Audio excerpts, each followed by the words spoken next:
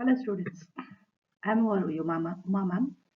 Now we'll go for the third chapter's next part, that is changing profile of Indian economic environment. Since 1991, many changes were made in the country's economic policies and many new policies were introduced based on liberalization and globalization for the improvement of economic status of our country. The major components of new economic policies are as follows. इन 1991 बहुत तरह के policies को बनाया गया और बहुत policies में changes लाए गए सो दैट हमारी कंट्री की इकोनॉमिक पॉलिसीज को आगे इकोनॉमिक स्टेटस को आगे बढ़ाया जा सके कंपेयर टू जब ग्लोबलाइजेशन और लिबरलाइजेशन हुआ था तो उसके साथ में अपने कंपेयर टू पूरे ग्लोब के अनुसार पूरे वर्ल्ड के इकोनॉमिक स्टेटस में अपने स्टेटस को भी आगे बढ़ाने के लिए ये सारे नए पॉलिसीज को बनाए गए थे, नए नीतियों को और नए नियमों को बनाए गए थे, जिसमें पहली नीति थी new industrial policy. Before 1991, the government had strict control on the industry, but many changes were made in the policies of 1991. They are as follows. 1991 के पहले गवर्नमेंट इंडस्ट्री के लिए काफी सारे स्ट्रिक्ट पॉलिसीज रखी हुई थी, बहुत स्ट्रिक्ट रूल्स रेगुलेशंस थे. 1991 में उसमें से काफी सारे पॉलिसीज को, काफी सारे रूल रेगुलेशंस को, नियमों को, नीतियों को आसान बनाया गया, जिसमें सबसे पहले पॉइंट्स थे delicensing of industries except few specified industries, abolition of industries registration scheme, automatic clearance of capital goods, working industries got many relaxations, Foreign Exchange Regulation Act FIRA became replaced by Foreign Exchange Management Act, restriction on investment in industry was removed to encourage foreign investors direct investment. जिसमें पहला point था कि licensing जो काफी सारे industries को, उद्योगों को बनाने के लिए जिस लाइसेंसिंग की जरूरत होती थी उसे हटाया गया, सिवाय कुछ इंडस्ट्रीज को छोड़कर कुछ उद्योगों पे लेकिन लाइसेंस को रखा गया था. उसके बाद में abolition of registration act, registration को भी हटाया गया. कैपिटल गुड्स के ऊपर में जो ऑटोमेटिक क्लियरेंस दिया जाने लगा, वर्किंग इंडस्ट्रीज को काफी तरह की छूट दिए गए. फॉरेन एक्सचेंज रेगुलेशन एक्ट जो था, फीरा जो था, वो फीमा में बदला गया उसको. और उसी तरह से रिस्ट्रिक्शन इन्वेस्टमेंट इंडस्ट्रीज में इन्वेस्टमेंट करने के लिए जो काफी सारे नियम कानून थे उन्हें आसान बनाया गया एंड फॉरेन इन्वेस्टर्स, बाहरी विदेशी इन्वेस्टरों को मौका दिया गया ताकि वो डायरेक्टली यहाँ इन्वेस्ट कर सके. दूसरा हमारा पॉलिसी क्या था, दूसरी नीति थी new trade policy. Many changes were made in the external trade proceedings. बाहरी ट्रेड जो करते थे, बाहरी कंट्रीज के साथ में जो ट्रेडिंग होती थी उसमें भी काफी सारे चेंजेस लाए गए, जैसे जिसमें था reduction in the import duty को कम किया गया. D licensing of exports, exports के लिए जो लाइसेंस लेना होता था उसे हटाया गया. लिबरलाइजेशन ऑफ इंपोर्ट के नियमों को और आसान बनाया गया. रिमूवल ऑफ एक्सपोर्ट ड्यूटी को पूरी तरह से हटा दिया गया. Export promotion zones were set up, कई तरह के एक्सपोर्ट को बढ़ावा देने के लिए कई तरह के जोन्स का सेटअप किया गया, जहां अलग अलग जगहों में ऑफिसेस बनाए गए जिससे कि लोगों को एक्सपोर्ट करने का बढ़ावा भी दिया जा सके. Easy and free convertibility of रूपी was made for import and export. पहले मनी को कन्वर्ट करने में, हर कंट्री की अलग अलग करेंसी होती है, जिसे कन्वर्ट करने में पहले काफी टाइम लगता था, काफी सारे उसके नियम थे जिन्हें आसान किया गया. Special financial schemes for exporter to get loan at subsidised rates. अलग अलग तरह के स्पेशल फाइनेंशियल बहुत सारे स्कीम्स बनाए गए जिसके तहत एक्सपोर्टर्स को सब्सिडाइज्ड रेट पे लोन्स मिलते थे. इसके बाद में तीसरा पॉइंट था, तीसरी नीति थी new fiscal policy. Government made many changes in the fiscal policies to reduce the GDP, which raised to 8%, and the main components are as follows. 1991 के पहले GDP जो है वो 8% तक बढ़ गया था, जिसे घटाने के लिए नई फिस्कल नीतियों को अपनाया गया, जिसमें पहला है corporate and personal taxes were scaled down. Taxes पे रिडक्शन किया गया, कॉर्पोरेट टैक्सेस पे और पर्सनल टैक्सेस पे दोनों में रिडक्शन किया गया, दोनों को कम किया गया. Many expansions and concessions were removed. काफी जो expansions के लिए मौके मिले थे, काफी concessions जो दिए जाते थे जिन्हें हटा दिया गया, जो बहुत ज्यादा जरूरी नहीं थे. Taxation scheme system was restructured. Tax पे करने का जो पूरा नियम था उन्हें पूरी तरह से बदला गया और नए नियमों का शुरुआत किया गया। Reforms were made for reduction of fiscal deficits. जो कंट्री की फिस्कल डेफिसिट थी उसे बढ़ाने के लिए, उसे बदलने के लिए नए तरह के नियमों का भी इम्प्लीमेंट की शुरुआत किया गया। Indirect taxes were reduced such as excise duty, import duty. काफी सारे एक्सपोर्ट इंपोर्ट में इनडायरेक्ट बहुत तरह के अलग अलग टैक्सेस होते थे जिन्हें रिड्यूस किया गया, जिसमें है एक्सपोर्ट ड्यूटी और इंपोर्ट ड्यूटी। नेक्स्ट हमारा उसके बाद में है new monetary policy. The government made many changes in the banking sector such as statutory liquidity ratio, जिसे हम SLR कहते हैं, वॉज रिड्यूस्ड इन फेजेस, जिसे एक बार पे नहीं करके रुक रुक के आराम से धीरे धीरे उसको कम किया गया। Banks got permission to have flexibility in matter of deposit interest rate. Interest rate में बदलाव लाने का वक्त के में उसमें बदलाव लाने का परमिशन भी बैंक्स को दे दिया गया। New norms were made for capital adequacy, income recognition and loan loss provisions. कई तरह के लोन्स के जो लोन्स ऐसे थे जिनमें लॉसेस अधिक हो रहे हैं, उनमें फिर से कैपिटल एडिक्वेसी के अनुसार उनमें भी बदलाव किया गया। Disinvestment up to 49% of total equity was permitted. Disinvestment करने के लिए टोटल इक्विटी जितनी होती है गवर्नमेंट की, उसमें 49% तक का परमिशन दिया गया कि डिसइन्वेस्ट कर सकते हैं। नेक्स्ट हमारा है new capital market. Government also brought many new reforms in the capital market also. SEBI has been made a statutory body. SEBI को एक statutory body बनाया गया ताकि वो काफी सारे निर्णय ले सके। Under the portfolio investment scheme, ceiling on acquisition of shares or debentures of Indian companies by non-resident Indians was raised from 5 to 24%. बाहरी इन्वेस्टर्स को अपने कंट्री के कंपनीज में जो शेयर्स एंड डिबेंचर्स में इन्वेस्ट करते थे, जिसका परसेंटेज पहले सिर्फ 5% था, उसे बढ़ा करके 24% किया गया।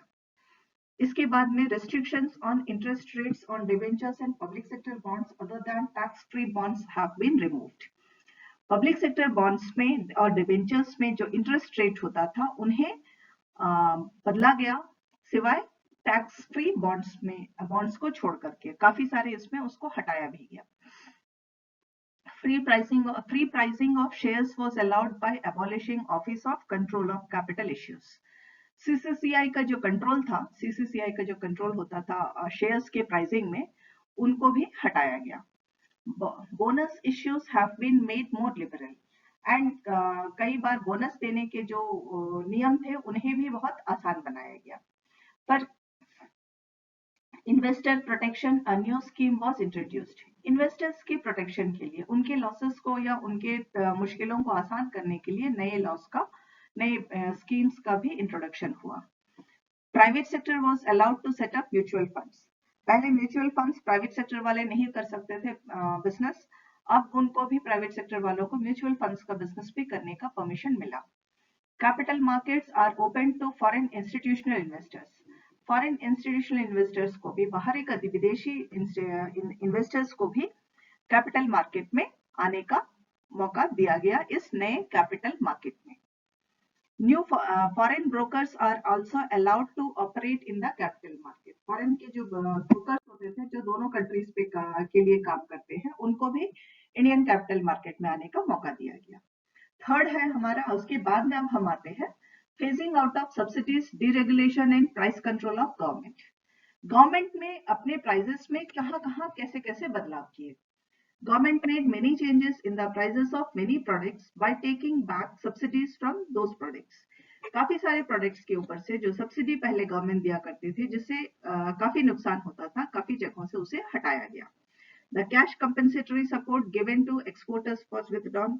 एक्सपोर्टर्स को कैश कंपेंसेशन दिया जाता था, वो सपोर्ट जो मिलता था उसे हटाया गया। इसके बाद में the subsidy on various chemical products and fertilisers was also withdrawn by the government. इसी तरह से गवर्नमेंट केमिकल प्रोडक्ट्स पे और फर्टिलाइजर्स, खाद्य पदार्थ पे भी बहुत छूट दिया करती थी, सब्सिडी दिया करती थी, इसे भी गवर्नमेंट ने हटा दिया। Price control on iron and steel industry was lifted. Iron और स्टील इंडस्ट्री का जो प्राइसिंग होता था उसका पूरा कंट्रोल सरकार के पास था, उसे सरकार ने हटा दिया. The cement industry was also made free from government regulation. इसी तरह सीमेंट इंडस्ट्री को भी गवर्नमेंट ने अपने नियमों के अंदर से अपने अंडर से हटाया. प्राइवेट इंडस्ट्रीज भी सीमेंट फैक्ट्रीज उद्योग खोल सकते हैं, इसका मौका दिया गया. It made changes in the supply of LPG by giving subsidy only for household and higher prices for industrial use. इसी तरह से जो गैस सप्लाई होती थी, हमारी एलपीजी की जो गैस सप्लाई होती है, जहां जो हमारे घरों में इस्तेमाल होती है, उसमें से भी उसको तो सब्सिडी दी गई, लेकिन जो इंडस्ट्रियल यूज के लिए जो गैस इस्तेमाल होती है उसका दाम बढ़ा दिया गया. The government also decontrolled prices of various chemicals. काफी सारे केमिकल्स के ऊपर में जो गवर्नमेंट का कंट्रोल था प्राइसिंग का, उसे गवर्नमेंट ने हटा दिया. अब हम देखते हैं लिबरलाइजेशन और ग्लोबलाइजेशन के असर क्या क्या हुए.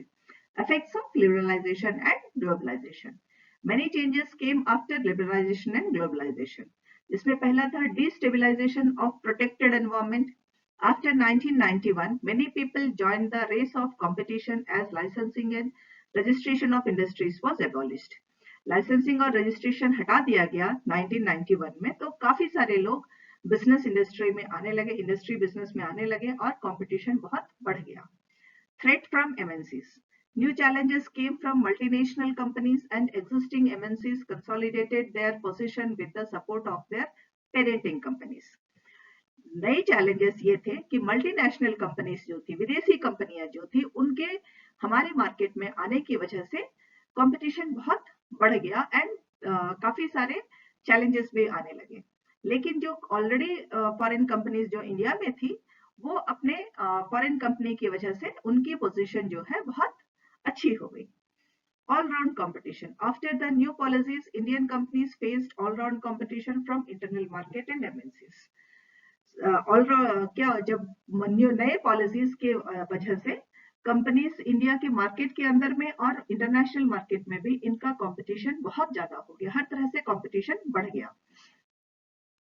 Buyer market. Sellers market got converted into buyers market. Government removed control on capital creation and capacity utilization. Industries were given freedom to expand and diversify. Industries को अपना बिजनेस बढ़ाने के लिए एंड अलग अलग तरह के बिजनेस को एक साथ करने का मौका दिया गया, जिसकी वजह से सेलर मार्केट जो था, इंडिया का जो सेलर मार्केट था, that was converted into buyers market. वो बायर्स मार्केट में बदल गया. Export a matter of survival. The Indian businessman faced global competition and the new trade policies made the external trade very liberal. So many companies joined export business and got good success.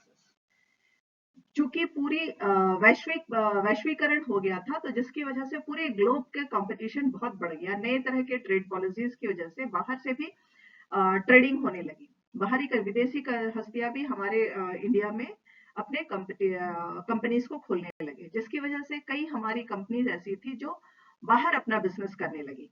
And जिसकी वजह, और कई business में जो export का business जिन लोगों ने शुरू किया, उनमें काफी लोगों को सक्सेस भी मिला था, जो बहुत फायदेमंद रहा. इसके बाद में आया world class technology. The technological strength of the companies increased due to world class competition. Investment in R&D also increased.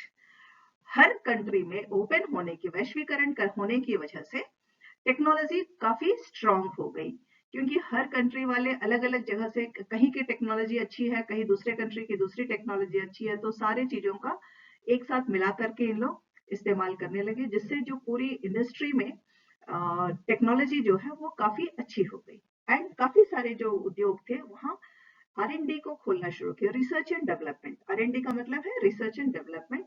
ये ऑफिस को खोला जाने लगा और इसको बहुत बढ़ावा मिला. Corporate vulnerability. Due to the increase in MNCs, India's firms face threat of takeover, subordinate position in joint ventures, and unequal battle in general. MNCs की वजह से बहुत सारे कंपनीज को ये प्रॉब्लम होने लगा कि दूसरी कंपनीज, जो बड़ी कंपनीज थी, वो इसको टेक ओवर करने लगी. इसी तरह से जॉइंट वेंचर्स होने लगे एंड काफी सारे बड़े बड़े कंपनीज में जॉइंट वेंचर्स होने लगे. एंड बराबरी ना होने के बावजूद एक तरह की अनइक्वल बैटल बहुत आसानी से होने लगी कि हर किसी को थोड़ा सा बड़े बड़े MNCs से इंडियन कंपनीज को कुछ डर भी होने लगा। और उसके बाद में है past failures fertile to guide the future. There was complete restriction of business units to get success. Companies needed to look forward rather than looking at the past. पीछे देखने की वजह उनको पहले आगे का देखते हुए ही अपना बिजनेस करना पड़ता था। पुरानी गलतियों से उनको सीख नहीं मिल पाती थी। Thank you girls.